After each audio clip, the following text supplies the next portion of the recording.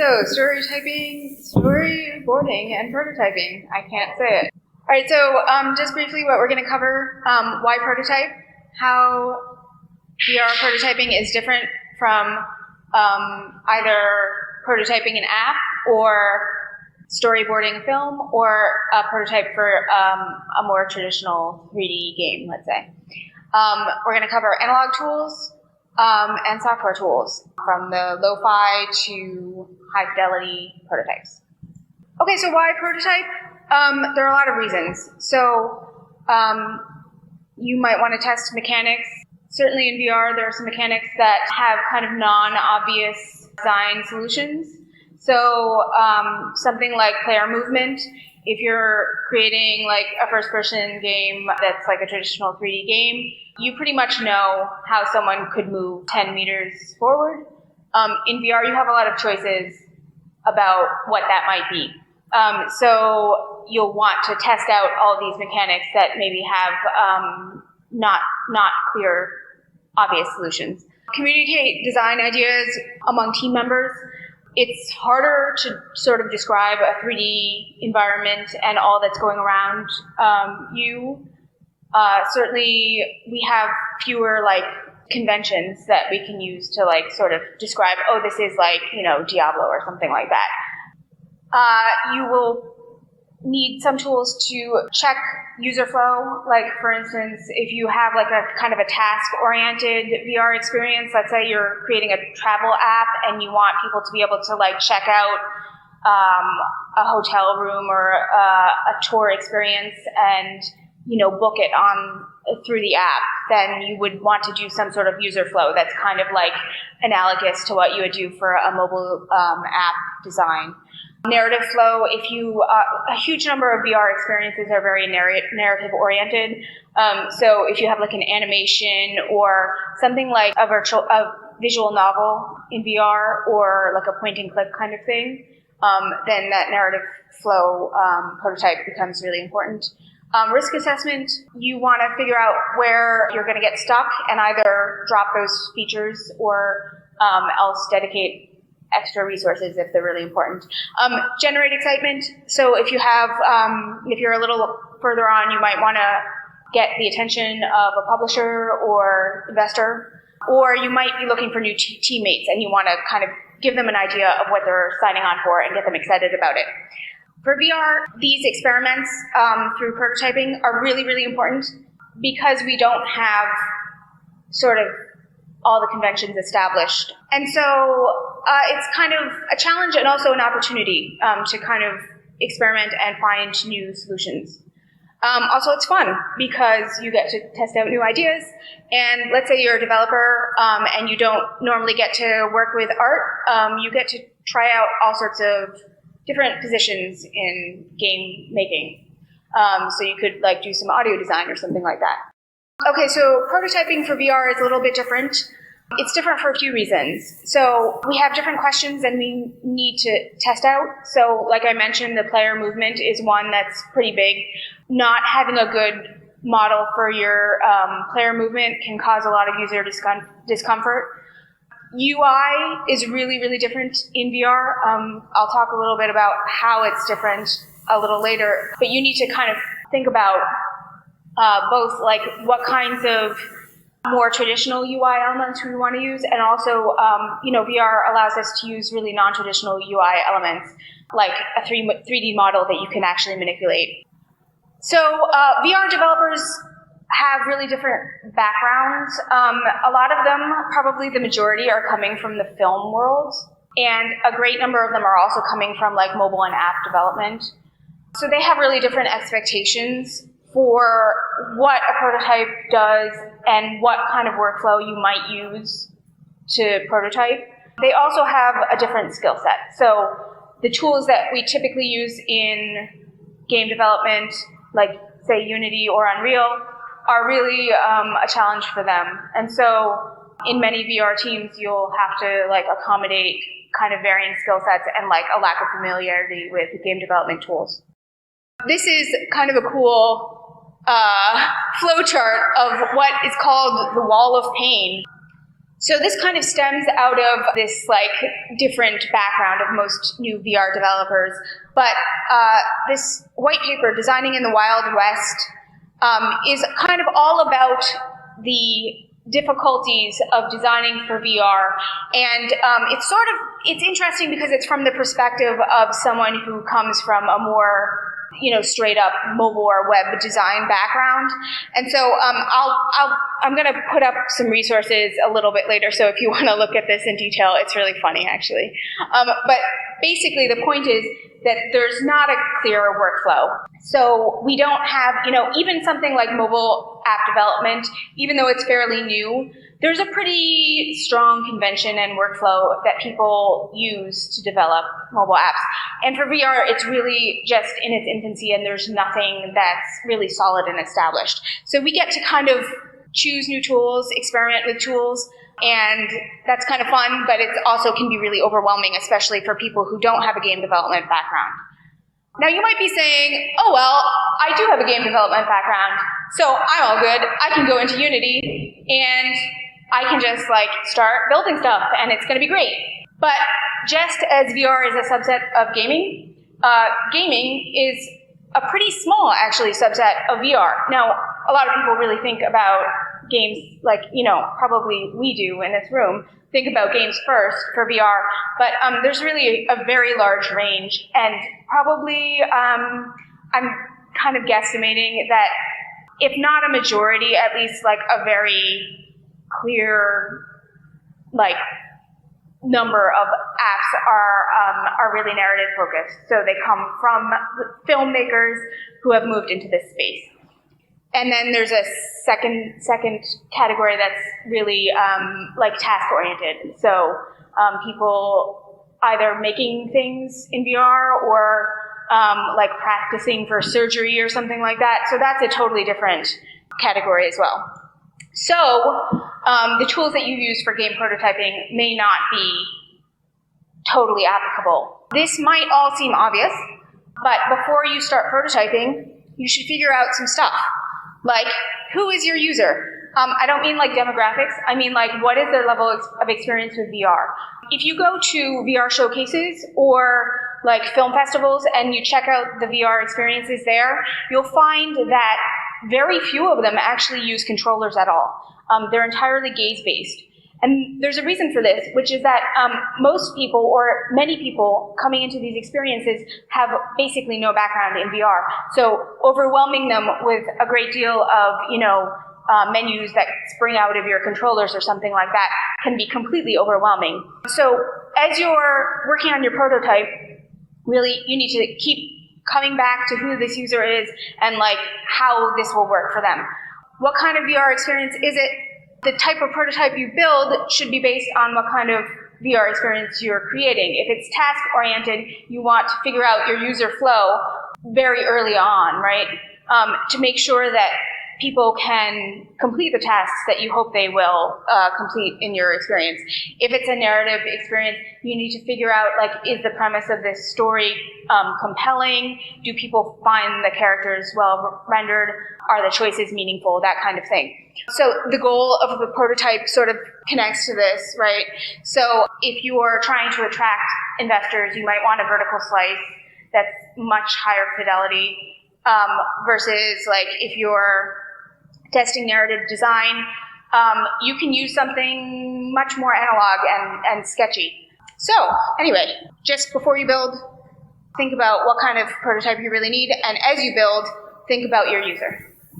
Okay, so we're actually going to start with analog tools, and now that feels really weird maybe for something that's 360 and you're immersed in, but it can be really helpful to start here, especially for narratives, especially for task-focused experiences, which tend to be seated. I also said experiences with discrete activity zones, so that would be an escape room kind of scenario. So you would want to map out exactly what the space looks like around, say, a desk or a safe area or something like that if you had discrete areas. For narrative-focused experiences, okay, so yeah. Move on. Okay, so there are a bunch of different kinds of paper prototypes you can make. So this kind of storyboard up here in the top right is really appropriate for something that's narrative based. And you can use them kind of like traditional storyboards in a like cinema kind of thing. Down here, so people, when they're kind of designing UIs or VR experiences, they tend to say, oh my goodness, I have like 360 degrees, I have all of this real estate, I can just put things everywhere, but you actually have much more limited room than is immediately apparent. People's focus is really pretty narrow. It's like 30 degrees on each side of center. Then like the area where they could kind of interact with something is a little bit wider at like maybe 55 degrees from center. And then everything else is peripheral. And so all of this space back here is pretty much, I'm not going to say dead, but it's like ambient, right?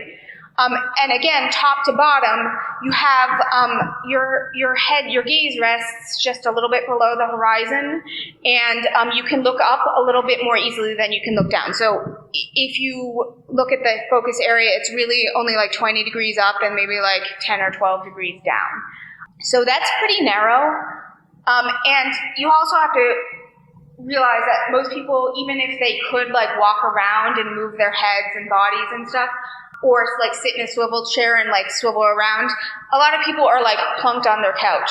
So they're not actually going to be like turning to engage with something to the side. So really you have to keep things in a very kind of narrow area of focus. If you want people to actually be able to touch something, like interact with a button, let's say, it has to be like within arm's reach. So those are all things you should map out, especially if something is like really task focused. You need to map out like what is that UI and like where do those elements rest. Okay, so a good way to extend a paper prototype is to take one of those rectangular grids and you can bring it into Photoshop, or you can actually sketch directly if you can like think that way. Personally, I can't. But you can bring it into Photoshop and then adjust it so that it looks kind of like a normal perspective grid. Draw on it and then export it back and get something like this. And then if you have something like a storyboard sequence, you can actually string that together in Premiere and export it and like go through a series of these like storyboards. So that's a good option if you have a narrative, and if you have something that's kind of branching narratives, that's another thing to experiment with. You can pop it into Unity. Okay, so you can get crafty. It's a pretty good way of visualizing things. Like this person is checking out like what the menus on the controllers might look like and what some UI elements might be like. If you want to get really wild, you can act things out. That's really useful for a narrative experience because you want to test people's choices. So it's basically like, hey, I'm like the dungeon master of this VR experience and I'm going to like walk you through this narrative. It might be hard to find people to sign on for this, but it could be really effective. I've never tried it, but I sort of want to. Okay, so as you're thinking about narratives and you're kind of trying to plan out a narrative, using something like Find can be really helpful, just to kind of get a really good sense of what that branching looks like and maybe take people through the story, just like text only or choice-based. For something that is task-based and uses a lot of UI elements, you could use any of these kind of UX flow and diagram tools that are pretty commonly used in web and app development. So now we're kind of getting into the fun stuff, or what I think is the fun stuff, which is like there are a lot of kind of unique ways that you can engage with VR prototype or content development. So yeah, let's talk about some ways. Asset sourcing can be really painful for people who don't have a game dev background. I think that most of us like probably have favorite places to get assets. Maybe it's the Unity Asset Store. There's also Sketchfab, which is really good for VR type sort of stuff, and like TurboSquid or something. But really, for me, for a prototype, I tend to go to Poly. And the reason I do is there's like a huge number of Creative Commons assets.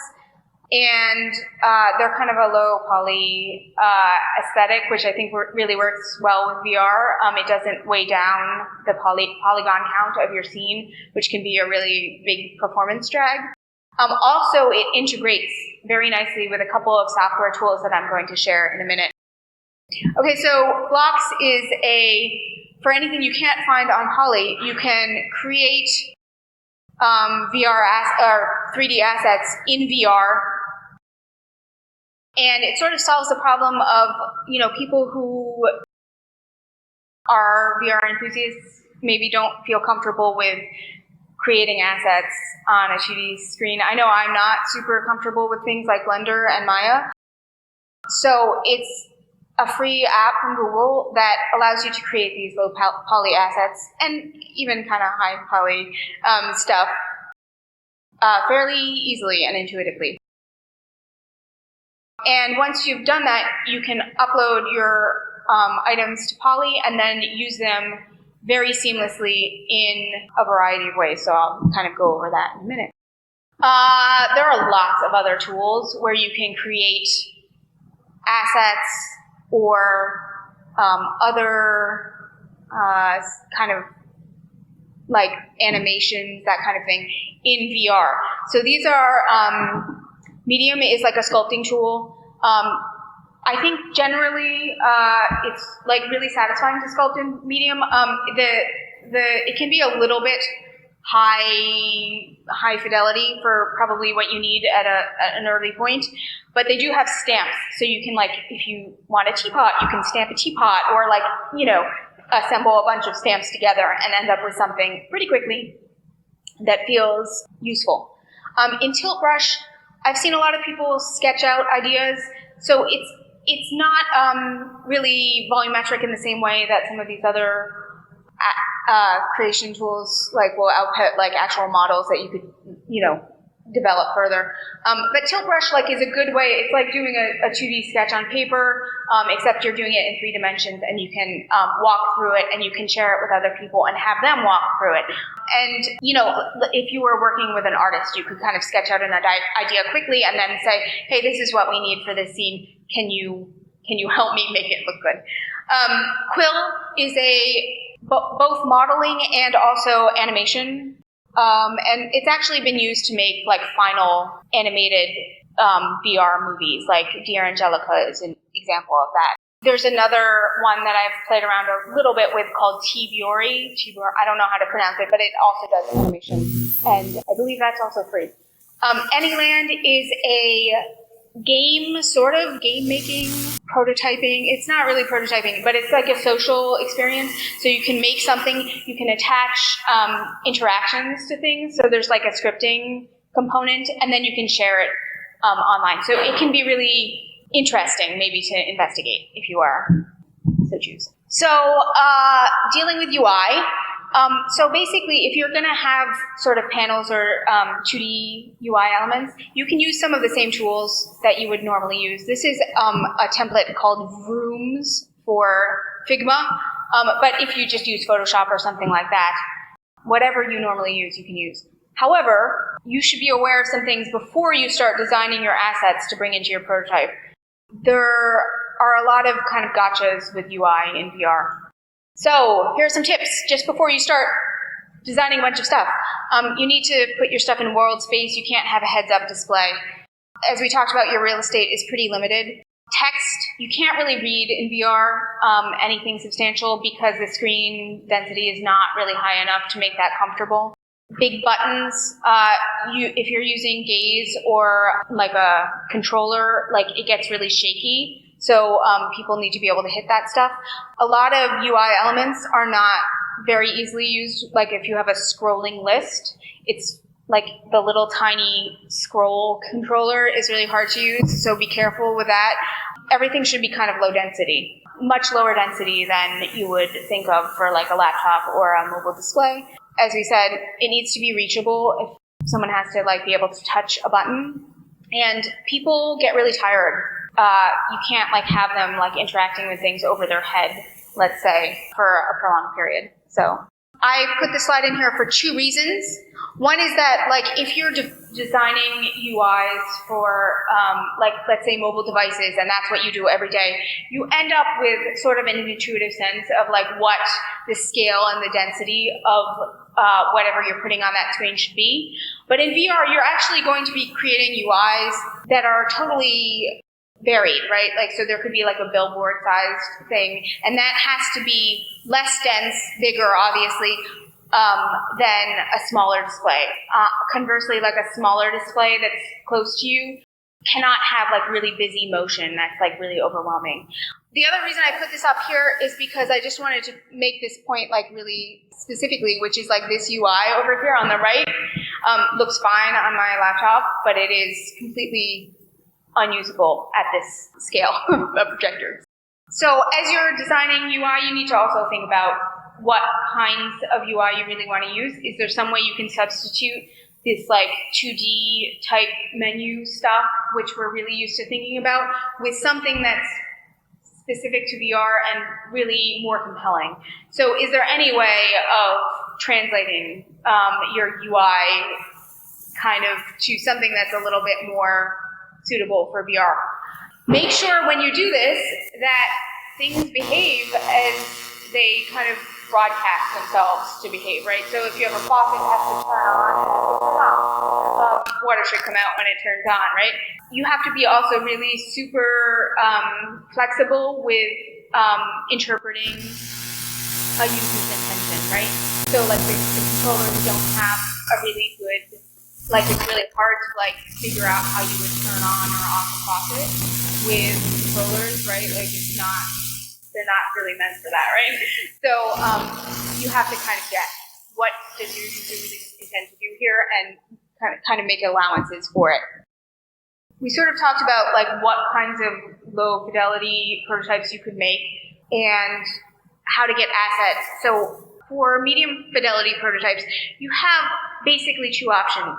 And I think the two options are variably useful depending on what you're trying to test, right? So there are two really solid, I would say, options for specialized VR prototyping tools. They are intended for prototyping XR experiences, but they're also VR tools. So you go into VR, you start working on, you know, your UI, your environment, all those things. And those are good for almost everything except for player movement and complicated interactions that like require physics. Those really, you just have to be in an engine to do anything with that. So I'm going to talk about these two tools. SketchBox is a little bit, I guess it's been released for a longer period of time. Maquette is still in beta. Maquette is being made by Microsoft. SketchBox is an independent company. So as I said, they're good for everything except for like these kind of more mechanics game systems. They both have pretty much the same feature set, so they're really good for handling assets, creating a UI and testing it out. You can place primitives, you can directly import from Poly. So if you create things in Poly and you upload them, you will be able to then search for your own items and import them directly, or you can search for any item that's up and available. You can export them to your engine, so if you feel like you really like something and you either want to use it directly or you want to use it you know, as a reference, you can do that. You can share, so you can either share like a 360 video, you can share like a kind of a flat video, you can collaborate in SketchBox. That's a new feature that they've just introduced, and that's pretty exciting.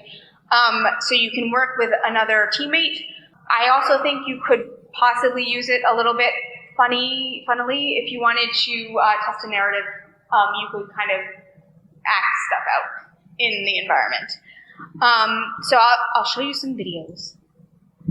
This is kind of an earlier video of SketchBox when it was first introduced, so I feel like maybe I shouldn't have used this kind of like older. It's a little bit higher fidelity now, I would say. But it sort of does the same things that now. It just does it like slightly more smoothly, I think.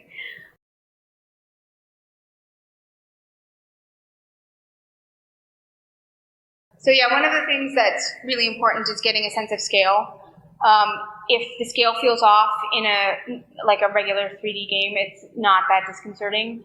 But people are really sensitive to scale in VR, so it can feel, it can really break immersion, and it also can change the mood of an experience. Let's say, you feel like you're very large or you're very small or something. That can really change the way you experience things.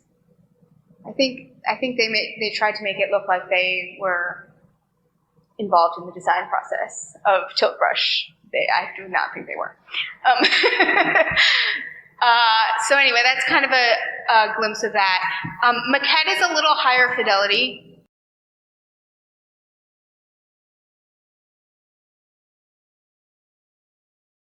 And, I guess maybe because it's Microsoft, it's going to be a little bit more polished.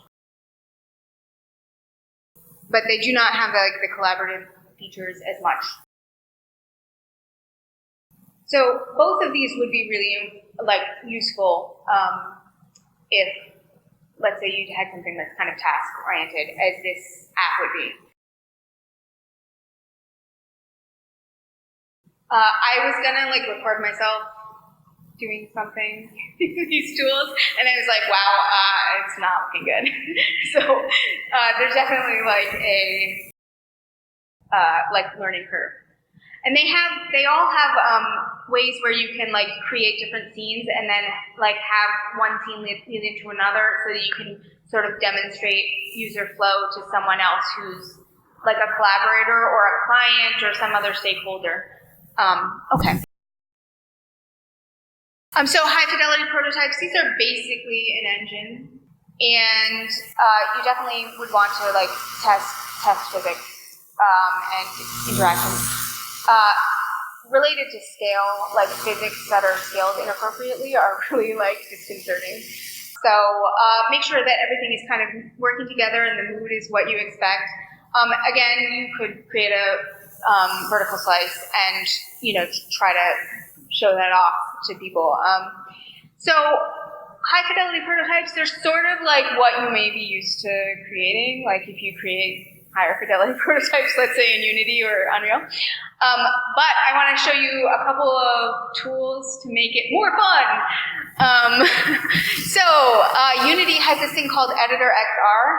And so you basically can use Unity in VR. I have to warn you, this starts with downloading stuff from GitHub. So it looks a little scary, but it's not that scary. It just takes some setup. So you go to GitHub. I haven't put up the links yet, but I will. If you go into this Get Started thing, you download the package, then you have to download an ancient version of this Steam VR plugin. And then once you're in Unity, you have to make sure you have Text Mesh Pro and the Text Mesh Pro Essentials, which I can't say. And if you're on 2019 or later, you also have to have the legacy input helpers. I had trouble opening this in 2019, so this is 2018.3, which I would recommend at this point.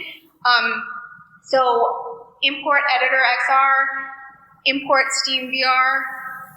Now you might think that you're going to start a scene and put your camera rig from Steam VR in there, but you're not, because if you do that, Editor XR will not work. You just need to use the regular Unity camera. You also need, this is not in the documentation, you need to re-add OpenVR, even though it should already be in your package, because we're crazy. So this is, once you've done all that, I open this scene. And as I said, it's just a regular made camera. There's this little maquette here, which is the mini-me version of the scene, and you can drag and you can pick yourself up and move yourself that way.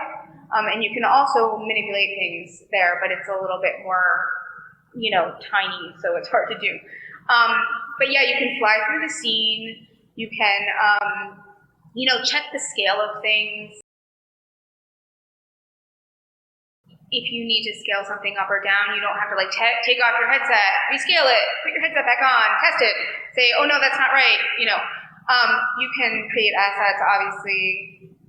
You can interact with all of the like normal elements of the Unity interface, like the hierarchy, right? Now this is an example of how a scrolling thing does not work very well in VR because I can't scroll up and down this like hierarchy list. So I ended up searching for a box collider because I know that box has a box collider on it, just to select it. And then you can like delete it or do whatever you want to it, right? So I just delete it. But anyway, it's definitely fun. It's cumbersome, more cumbersome than you'd hope, unfortunately. But there are some really good use cases, like making sure that all the scale is working and modifying it like as you go, rather than having this like workflow where you're ripping off your headset, putting it back on, off and on, over and over again. Unreal in Editor VR, it's super complicated, you guys. Super complicated. You thought Unity was bad. Okay, in Unreal, you go up, you click VR mode. And then you can kind of move yourself around by dragging your level. You can teleport. You can scale things, move things around. Kind of, you know, all of the things that you can do in Unreal, you can do them here.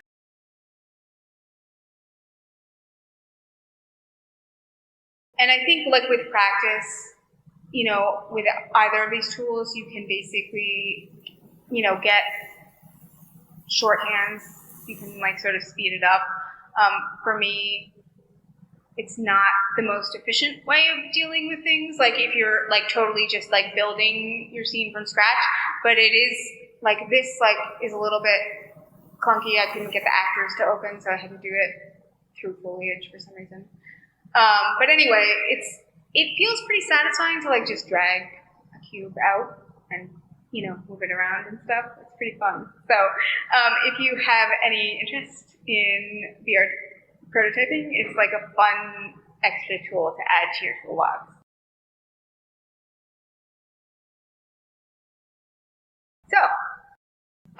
So there's still some challenges with VR prototyping. The tools don't really always flow nicely into each other. Some of these tools are pretty unstable. Like if you look at the documentation for Unity's Editor XR, it says stuff like, hey, this is going to break. We don't even know if we're going to continue to support it. So don't make any plans about it, you know? And at the same time, they're like, oh, if you want to make an extension for Editor XR, you know, please do it. And you know, who's going to do that? You might not support it anymore. Okay. So you don't know. Sometimes like there are companies that made prototyping tools and those companies are now gone and the tools are gone. So that's just something we're going to have to deal with as, you know, the kind of tool set grows and as VR matures. Sharing is still kind of difficult, right? So like if you have a prototype that you want to share with a client or something like that, and you're like, oh, I need to build this out and then ship them the build, and then they have to like figure out how to install it on their headset, blah, blah, blah. Like there can be some pain in that process. Finally, like social and multiplayer is hard to model, as it is in like any other kind of game prototype probably. But in VR, like there are a lot of social experiences, or like, you know, people talk about social experiences as like a thing that they want to do. And it's challenging to figure out like how to prototype that. So anyway, I'm going to put this VR prototyping repo up, and then we'll have links to like a variety of articles and UX kind of for VR kinds of resources, as well as like the wall of pain and that diagram flowchart, and also some instructions for getting Unity, the Editor XR going. Any questions? Hello, yes, we are taking any questions in the room. We are also taking any questions in the chat. Well, if you would like to try out like SketchBox or Maquette, they are out there. You can try them out. You can also try Unreal VR mode. I did not install Editor XR here. Cool. I think you. we have everything covered. Thank you very much, Abigail. Thanks.